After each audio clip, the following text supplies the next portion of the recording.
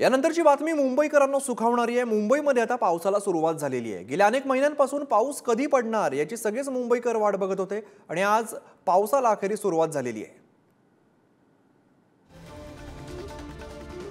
मुंबईच्या दादरमध्ये सकाळपासूनच रिमझिम पाऊस बघायला मिळतोय।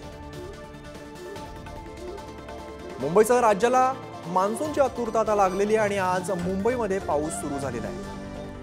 राज्यभरात मान्सून पूर्व हलक्या सरी बरसताना आपल्याला बघायला मिळत आहे। अधिक माहिती देतात आमचे प्रतिनिधी श्रेयस सावंत। श्रेयस, काय सध्या वातावरण आहे मुंबईत? खरं तर आपण नेहमी असं म्हणतो की पावसाची सगळीच लोक वाट पाहत होते आणि आता पाऊस मुंबईत पडलेला आहे।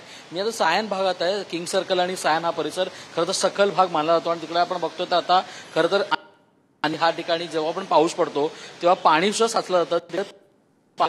जी लोक खऱ्या अर्थाने गाड्या खालून नेतात, आता कुठे ना कुठे पाऊस जरी कमी झालेला असला किंवा रिमझिम पाऊस जरी बरसत असला तरीही पाणी मात्र इकडे जमलेलं आहे।